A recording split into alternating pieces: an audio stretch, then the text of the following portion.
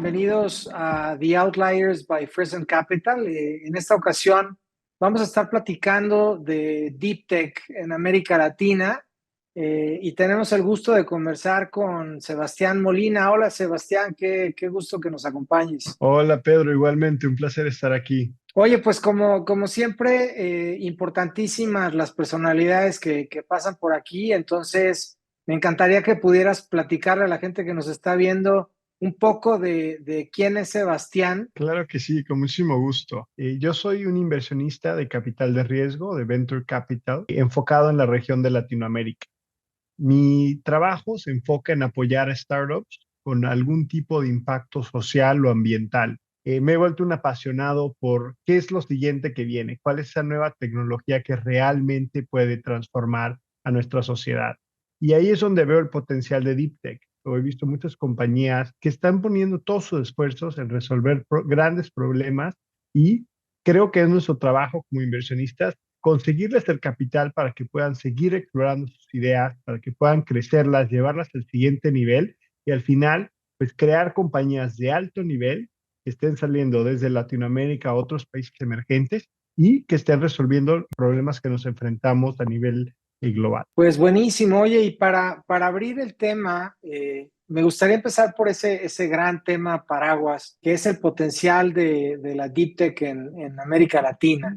Hay un potencial grande, dicho por algunas personas. Existen varios reportes que han estado saliendo en los últimos años por instituciones como el Banco Interamericano, la Organización Mundial de la Propiedad Intelectual, algunas entidades un poco más especializadas en economía o en ciencia, de alguna manera difieren de repente en algunos números. Hay quien habla de 315,000 científicos en la región, hay otros que lo llevan hasta 871,000. Lo mismo con variaciones del número de startups o del monto de las inversiones y demás. Pero la realidad es que los números ya se ven grandes.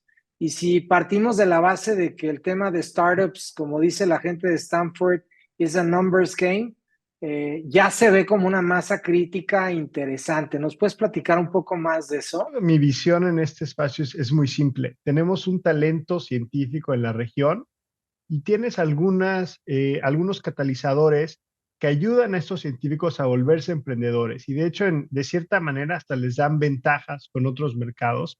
Y eso es lo que yo creo que hace que Latinoamérica sea un mercado interesante para el Deep Tech. Históricamente, cuando la gente ha pensado en Deep Tech o innovaciones científicas de primer nivel, siempre han pensado en instituciones, por ejemplo, en Estados Unidos, en Europa, en algunos países de Asia. Pero en Latinoamérica tenemos una historia muy larga de instituciones de muy alto nivel que han estado entrenando científicos, que están haciendo descubrimientos, están llenando patentes. Y creo que es tiempo de empezar a apoyar a esos científicos, porque yo creo que aquí el gran problema acá en Latinoamérica es que no es tan obvio ese salto de ser científico, de estar en un laboratorio, tener tu idea de decir, oye, ¿sabes qué? Esto es algo que puedo vender en el mercado, voy a hacer este salto y voy a probar esta idea. Y lo que hemos visto, o por lo menos lo que yo personalmente he visto, es que cuando los emprendedores y emprendedoras hacen este salto, se encuentran con que la estructura del mercado de emprendimiento en Latinoamérica es muy favorable. Tienes costos de talento mucho más bajos. Tal vez si tú estuvieras en un laboratorio como en Harvard o en MIT, quieres salirte y crear un equipo, te va a costar miles de dólares porque te estás compitiendo contra las mejores compañías. La realidad es que en Latinoamérica este costo de oportunidad es mucho más bajo, con unos montos de capital, una ronda de capital mucho más pequeña, puedes armar un equipo de primer nivel y estar trabajando 1 o 2 años. Pues esto nos permite, con mucho menos capital, tener muchas más oportunidades de crear empresas de primer nivel. La realidad es que así es como se invierte en Venture Capital. Tienes muchas oportunidades sabiendo que solo algunas de estas van a progresar, pero las que lo hagan van a ser un outlier completamente, tienen este potencial a ser compañías que valgan más de $1 billón. Sí, de acuerdo. Yo creo que ahí, por ejemplo, la experiencia que hemos tenido desde el equipo de Friesen es que sin importar el tipo de tecnología o sector, los números nos llevan a entender que más o menos la inversión que requiere sobre todo la etapa inicial y la famosa valle de la muerte, cuesta en economías emergentes como 20% lo que costaría en otros lugares como G7. Y el poder multiplicar tu dinero 5 veces en una etapa en donde tienes que estirarlo lo más que se pueda, en donde estás aventando tus ahorros, llorándole a la banca de inversión para que te voltee a ver, porque las bolsas además son pequeñas, pues eso la verdad es que hace la diferencia totalmente. Por otro lado, también lo que hemos estado viendo es que la región como tal de América Latina lleva ya probablemente alrededor de 20, 25 años de manera sistemática mandando a sus científicos a entrenarse a nivel posgrado a las mejores universidades del mundo y esa gente está regresando a la región. Entonces, ese conocimiento que antes solamente se tenía en MIT o en el Max Planck o en Cambridge o en la Universidad de Tokio, ya lo tenemos en la Javeriana, lo tenemos en la Católica, lo tenemos en la UNAM. Entonces, eso cambia por completo. Y el otro que también me ha llamado mucho la atención es que la infraestructura de América Latina está muy bien. La mayoría de las instituciones públicas que existen en América Latina, que hacen investigación y desarrollo, o las propias universidades, cuentan con ese mismo microscopio y cuentan con esa misma pipeta que se tiene en Suecia, ¿no? Entonces, aprovechar esa infraestructura es súper relevante porque el costo de operación acá es mínimo. Y hay un dato que a mí además me gusta mucho de latino. Somos gente muy resiliente que sabemos administrar escasez. Platicaba yo con un amigo de Argentina y le decía yo que no me cabía en la cabeza que con un país que tiene de repente tantos brincos políticos, económicos, etcétera, hubiera ya tantos unicornios, ¿no? Y me decía, pues es que no tenemos nada que perder. Y eso Claro. cuando lo comparas con una mentalidad G7, pues es totalmente diferente y ahí es mucho más by the book y es mucho menos creativo el tema porque aquí o eres creativo o te mueres, ¿no? Y me Claro. lleva un poco también al tema de los fierros como tal, de las tecnologías. Nosotros hemos llegado a ver cosas súper interesantes que se resuelven en esta región con tecnología relativamente de bajo costo, pero que las implicaciones, el outcome final del producto es prácticamente igual que productos que literalmente valen 20 veces. Lo hemos visto con proyectos de universidades tecnológicas mexicanas que están desarrollando drones al nivel de los que tiene Berkeley, por ejemplo, ¿no? Esto fue hace algunos años. Y lo mismo lo vemos en otro tipo de tecnologías. En el portafolio estamos ahorita hablando, por ejemplo, con empresas que están imprimiendo metales y aleaciones. Hay unos que están imprimiendo material quirúrgico que ya lo van a ir a probar a la estación espacial. Hay gente que está imprimiendo órganos, que están creando materiales de construcción con basura de minas o de ingenios azucareros. Platícanos un poco de cómo ves toda esta velocidad tremenda de robótica, espacio, biotecnología, cleantech, etcétera, en la región. Creo que al final lo que se nos olvida a veces es que estás invirtiendo en personas, ¿no? Estás, especialmente en etapa temprana, no hay que perder de foco que al final del día, si encuentras a alguien que tenga ese talento, que tenga esa visión, y si tú le das el acceso a las herramientas que necesita, va a crear algo interesante y va a crear algo que sea de muchísimo valor. Hemos visto científicos, científicas trabajando en empresas de biotecnología, en inteligencia artificial, en nanotecnología. Vemos, hay muchísimo potencial y especialmente porque aquí muchos de estos problemas son igual o más relevantes. Y entonces creo que teniendo este contexto, al final estás creando algo nuevo, estás tratando de hacer algún tipo de descubrimiento. Eso influye bastante en el tipo de empresa que creas. Y eso es tal vez donde empieza a diferir de hacer trabajo en un laboratorio, ¿no? Con una visión de solo de ciencia básica, en el que tal vez estemos enfocados en replicar los descubrimientos, es lo más importante, tener todo muy clarificado y traer un producto a poder comercializarse en la que realmente te enfrentas con diferentes tipos de limitantes. Y ahí es donde yo creo que la magia sucede, porque cuando nosotros entramos, estamos trabajando con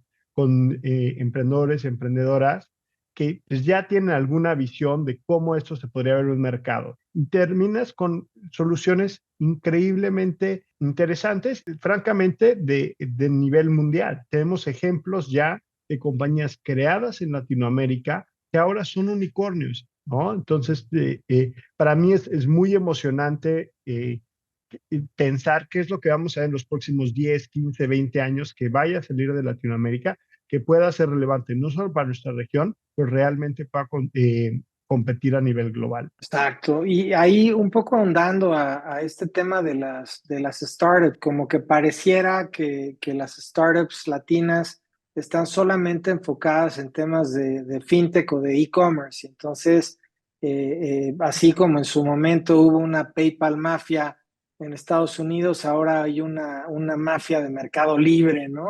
Acá. Ujú, Pero hay otras, ¿no? Está esta chilena que a mí me encanta, que tiene un nombre fantástico que se llama Notco, uno de los fundadores ya metido en otra nueva startup que se llama Spora Biotech, que ujú. también trabaja en el tema de biotech y están haciendo piel a partir de micelio de hongos.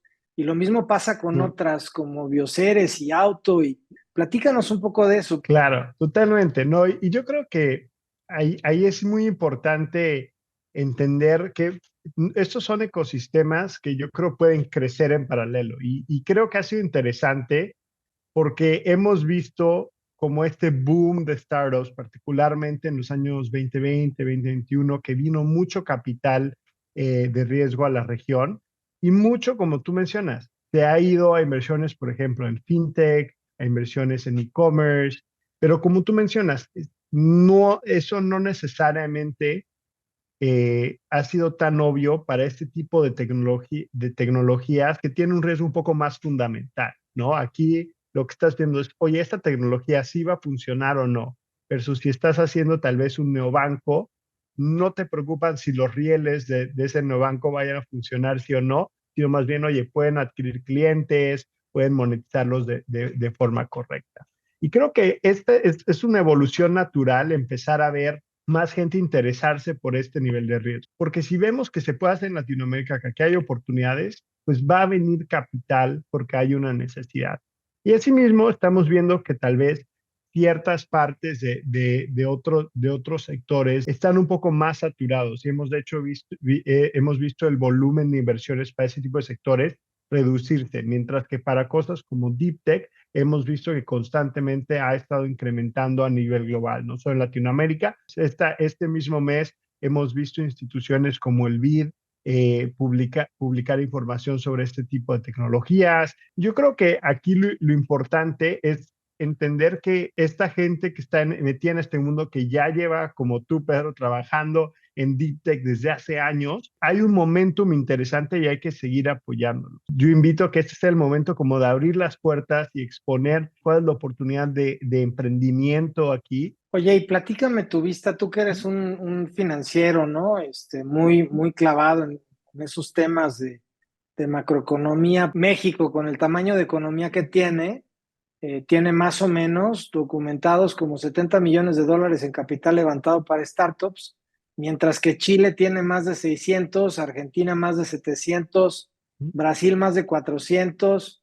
El ecosistema chileno está evaluado aproximadamente, Deep Tech, nada más, no startups, Claro. está evaluado aproximadamente en 2.000 millones de dólares. El argentino más o menos por ahí el tamaño, el brasileño también más o menos por ahí, el mexicano 300. ¿Qué relación hay entre el tamaño de la economía y estas startups? Claro, es una muy buena pregunta y para mí la realidad es que viene de vuelta a esta idea del ecosistema, ¿no? Estamos creando un ecosistema que permita a los emprendedores y emprendedoras crear oportunidades en este espacio, crecerlas, madurarlas y eventualmente generar compañías grandes, ¿no? O unicornios. Yo creo que la realidad ha sido que muchos de estos países llevan ya mucho tiempo invirtiendo en su ecosistema y ahorita estamos viendo que eso está dando frutos.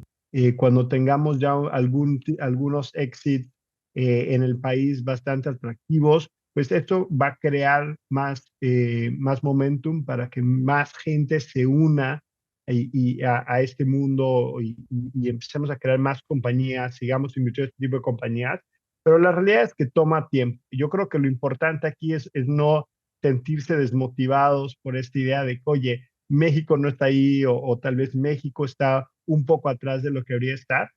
Y al revés, yo creo que ver la oportunidad que hay, porque la realidad es que México sigue siendo la segunda economía más grande de la región. Tienes todos los ingredientes que necesitas para crear compañías de alto nivel, específicamente en México, y que sea un líder en la región.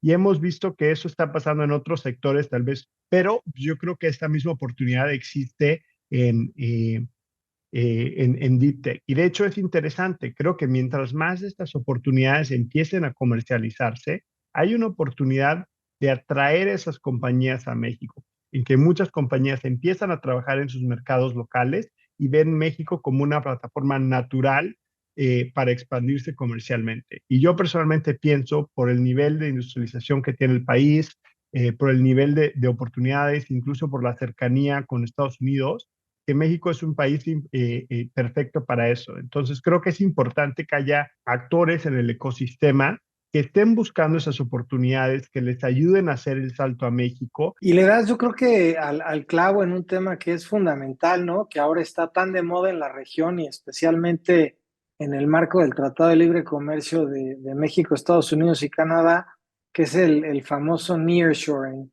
entendiendo que la relación comercial que incluye evidente temas de investigación y desarrollo que se tenía antes con geografías como Asia, pues cada vez deben de ir quedando más atrás para empezar a construir, pues no solo en lugares donde tienes el mismo uso horario, sino que además también puedes mandar las cosas vía terrestre, ¿no? Nosotros específicamente con el tema de Freeson Capital, lo que estamos diciéndole a los emprendedores es que como estamos tratando de impulsar el tema de economía del conocimiento en la región, al emprendedor al que le invirtamos le estamos requiriendo que mantenga una tercera parte de su operación de investigación y desarrollo, o sea, la parte de laboratorio, pero también de la cadena de suministro en América Latina. Y esto lo hacemos porque lo entendemos como dos causas importantes. La primera, desde el propósito, que es economía del conocimiento, es decir, si nuestros emprendedores dejan parte de la cadena productiva en la región puede seguir creciendo ecosistema y cadena productiva, eso alineado directamente a nuestro propósito de impacto, pero por otro lado, por el mero costo, los financieros se te van a multiplicar por lo menos 5 veces. ¿Cómo ves tú este tema? ¿Cómo puede un emprendedor aprovecharlo? Van a terminar siempre en este como intermedio, ¿no? Porque si tú estás creando una compañía que puede escalar a base de su propiedad intelectual, va a poder competir a nivel global, porque fundamentalmente está haciendo algo mejor a nivel tecnológico y quieran tener menos barreras geográficas. En general, lo que vemos en Deep Tech es que las compañías que realmente logran crecer, que realmente están creciendo, creando algo nuevo, son interesantes para clientes a nivel global. Creo que aquí lo importante, y creo que esta idea de mantener cierta parte de la cadena productiva del R&D en México o en Latinoamérica, es bastante poderosa. Una de tus ventajas, siendo de Latinoamérica, es esa oportunidad de tener ciclos de experimentación más rápidos, más baratos, que te permitan innovar. Y creo que lo que vamos a ver es que las mejores compañías van a entender eso y van a estar buscando clientes y capital a nivel global, entendiendo que eso es normalmente lo que se necesita para, por lo menos en esta etapa del ecosistema latinoamericano, para poder escalar y volverse realmente una compañía que sea un outlier completamente, pero que no van a olvidar de dónde vienen, que terminan agarrando las ventajas que existen aquí. Pero creo que lo que vamos a ver es que las compañías realmente van a aprovechar estas dos partes, porque como inversionista, cuando yo escucho esto, es, oye, si yo puedo invertir en una compañía en Latinoamérica que va a poder tener las ventajas de experimentar rápidamente, de poder crecer con menos capital, pero que al final va a poder salir y tener clientes a nivel global, va a poder levantar capital en lugares como Estados Unidos, con las valuaciones y los múltiplos que ellos tienen, se vuelve una propuesta de valor increíblemente atractiva para mí. Totalmente de acuerdo. Y recuerdo mucho el caso de una empresa británica que se llama AirUp. Es una startup que ganó un reto de agua. Cuando te pones a pensar los retos de agua que estamos viviendo en el planeta, Si tú vas y le preguntas a un mexicano o a un chileno cuáles son los retos que tiene de agua, difícilmente te va a decir que es que el agua sabe agua, ¿no? Claro. Vamos a estar hablando de captación, de polinización, Ujú. y eso a mí me lleva mucho también otra vez a la tesis, ¿no? En donde nos movemos nosotros, que tiene que ver con no solamente trabajar con los latinos, sino trabajar en Latinoamérica. ¿Por qué? Pues porque ahí Ujú. estamos el 80% de los 8.000 millones que habitamos este planeta, y ahí es donde pues hay problemas para mucha más gente, ¿no? Entonces, la posibilidad de impacto la vemos mayor. Creemos que hay oportunidades gigantes para disrupción. Eso ¿cómo lo ves tú con la cachucha de inversionista? ¿Qué es más emocionante? Yo soy un gran creyente en la innovación en países emergentes y particularmente cuando lo veo desde un punto de vista de impacto. Pero la realidad es que la razón por la que yo invierto con este lente o esta cachucha de impacto es porque realmente veo una oportunidad ahí para crear compañías que al final del día puedan escalar a ese tamaño que se necesita para poder invertir desde el punto de vista de un VC. Porque de manera muy simple están resolviendo problemas muy grandes para muchas personas. Creo que cuando es más difícil, la oportunidad ciertamente es más grande. Y al final del día, creo que cuando estás especialmente creando nuevas tecnologías, uno de los grandes riesgos que tienes es que puedas hacer algo muy interesante o muy superior. Pero si tu mercado es muy pequeño, no vas a poder escalarlo y no vas a poder crear esta compañía de primer nivel, simplemente porque no se necesita una compañía de primer nivel para resolver este problema. Entonces yo creo que cuando estás invirtiendo en Deep Tech específicamente, que ya tienes N cantidad de riesgos, ¿por qué no tratar de decir, oye, ¿sabes qué? Me voy a quitar este riesgo del tamaño del mercado, así, tratando de resolver algo que sea fundamental? Y además tienes estos como efectos de segundo orden que termino viendo muy constantemente, en el que terminas trayendo gente a tu empresa, por ejemplo, van a ser gente que está muy alineada con tu visión, que creen lo que estás creyendo. Oye, y la parte como un poco más financiera, ahorita hay una como tendencia por toda la volatilidad que hay, etcétera, hay una tendencia para ser un poco más conservadores con el tema de los números. Hemos estado nosotros platicando con algunas personas que básicamente están buscando rentabilidad a corto plazo, están buscando liquidez, el tema de los famosos tabiques, ¿no? Que después Ujú. de que termine la tormenta, por lo menos haya algo. Entonces, ¿qué le dices a esta gente? Yo tengo entendido que en general hay como distintas categorías de vehículos de inversión dentro del sector de venture capital. También hay distintos retornos y hemos visto nosotros, pero me gustaría escuchar tu experiencia, que es bastante más panorámica, que un fondo tradicional de capital de riesgo debe de estar dando de retorno aproximadamente como un 3x. Pero pues estamos viendo que Deep Tech ahora, con todo esto de tecnologías exponenciales, la evolución es mucho más rápida, y entonces pues hay startups que llegan a valer 10, 20 veces en el mismo periodo de tiempo que cuando haces el comparativo con una plataforma digital de e-commerce o qué sé yo. ¿Eso cómo lo ves tú desde la óptica 100% financiera de números? Yo creo que cuando hablamos de startups, tendemos a ponerlas todas como en un mismo grupo, ¿no? Hacemos como una comparación un poco homogénea. Cuando hablamos particularmente de Deep Tech versus tal vez las demás startups, eh, la realidad es que estás tomando un riesgo adicional, ¿no? Cuando inviertes en una Deep Tech. Como hablamos antes, estás tomando un riesgo de tecnología. Normalmente muchas de estas compañías no es una tecnología que ya está lista para comercializarse, o si lo está en etapas muy tempranas y son cosas que van a necesitar tiempo para ver si funcionan o no y bueno, inversión, naturalmente. Entonces creo que es normal que este tipo de oportunidades tengan esta necesidad de crear retornos adicionales. Y eso se puede dimensionar de diferentes maneras, ¿no? Apostando en tecnologías deep tech con mercados o oportunidades mucho más grandes. También se ve, por ejemplo, reflejado en el tipo de evaluaciones que este tipo de compañías tienen en etapas tempranas. Pero al final del día creo que es natural esperar retornos más altos porque estás tomando más riesgo. Ahora, creo que lo más importante aquí es estar alineados con el tipo de inversión que estás haciendo, que sea una parte de un portafolio balanceado, pero ver el potencial. Este es otro tipo de inversión que tiene otros plazos de tiempo, por eso se usa un instrumento diferente, pero tiene otro perfil de retorno completamente diferente a lo que puedes acceder en otro tipo de instrumento. Déjame pasar a tres preguntas que son Ujú. básicamente la misma, pero desde la óptica de quien lo ve, ¿no? La primera sería sobre el tema de emprendimiento científico. ¿Cuál es esa recomendación súper importante que le das a alguien que quiere invertir en el sector, pero que nunca lo ha hecho? Tratar de informarse. En Deep Tech tendemos a ver oportunidades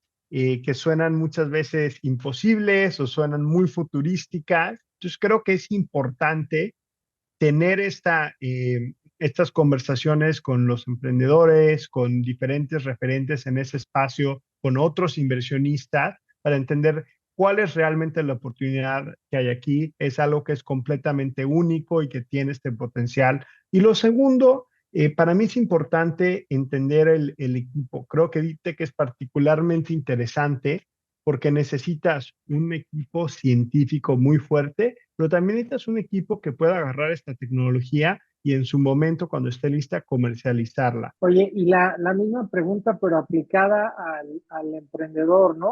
Ya medio empieza a tomar forma aquello y ahora cómo le hace para poder continuar pues el emprendimiento como tal, ¿no? Especialmente en un momento en donde la tecnología todavía no está lista para comercializar, le falta todavía un ratito para madurarla, entender cadena de suministro y demás, pero pues todavía no tiene Ujú, acceso a estos fondos de biotech o de nanotech que hay en ujú. Estados Unidos y demás. ¿Por dónde continúa su emprendimiento? Yo lo que pensaría ahí es realmente no subestimar la oportunidad. El gran problema que yo veo en este tipo de emprendimientos es normalmente que los equipos fundadores vienen de una base en la que están acostumbrados o acostumbradas a que todo tiene que ser perfecto. Y la realidad es que cuando estamos hablando de traer algo a mercado, no es así. Está permitido que no todo esté perfecto, que hagas prototipos y que las vayas a empezar a poner afuera. Y no tiene que ser vendiéndola, puede ser haciendo pilotos pagados, por ejemplo, puede hacer buscando capital un poco más arriesgado, no necesariamente gente que invierta en tecnologías ya probadas. Entonces, realmente entender, oye, si yo tengo algo único que está resonando con el mercado, ya solo al traerlo y hacer una compañía, estoy mucho más adelantado de lo que tal vez muchos investigadores e investigadoras que nunca han salido del laboratorio. Y al estar en este punto, pues tengo que encontrar a la gente que me pueda ayudar a llegar al siguiente nivel. Pueden ser potenciales clientes que quieran hacer algún tipo de piloto, pueden ser algún tipo de comparable en tu industria que quiere hacer algún tipo de alianza. Entonces, simplemente no perder de vista que estás ya creando algo importante. Oye, y el otro del perfil que Ujú. sería todavía un poco antes que esta pregunta de emprendimiento, que es ese científico o científica que está haciendo esa investigación básica, tiene un TRL 2 o 3, súper emocionante lo que logró en el laboratorio. ¿Por dónde puede Sí. empezar esa persona? Yo creo que acercándose a diferentes tipos de recursos que están apoyando el emprendimiento ahora. Estamos viendo en la región muchas incubadoras, muchas aceleradoras que quieren ese tipo de perfil, quieren apoyarles a hacer ese salto de emprendimiento. Y entonces creo que es una decisión importante, pero una vez que sabes que tienes algo que quieres traer al mercado, que ves una oportunidad que te emociona, creo que hay bastantes recursos para apoyarte y no tener que hacer este salto solo o sola. Buenísimo. Oye, pues, de veras te agradezco mucho el tiempo. ¿Con qué idea nos dejas a todos los que estamos viendo The Outliers? Más que nada que la oportunidad es gigante. Tenemos todos los catalizadores que necesitamos para hacer de Latinoamérica una región referente en Deep Tech y creo que es importante que todos simplemente veamos la oportunidad y empecemos a pensar cómo realmente puedo apoyar a este tipo de compañías que se están creando en la región, porque la realidad es que el talento lo hay y lo que necesitamos es que haya más recursos y que se apoyen a estos emprendedores y emprendedoras. Pues muchísimas gracias, Sebastián, por estar con nosotros en The Outliers. Gracias a los que nos escucharon. Síganos en redes sociales. estamos en YouTube, tenemos también páginas en LinkedIn, Facebook y Twitter. Y encantados de continuar la conversación con ustedes por ahí. Nos vemos en el próximo episodio. Muchas gracias. Adiós.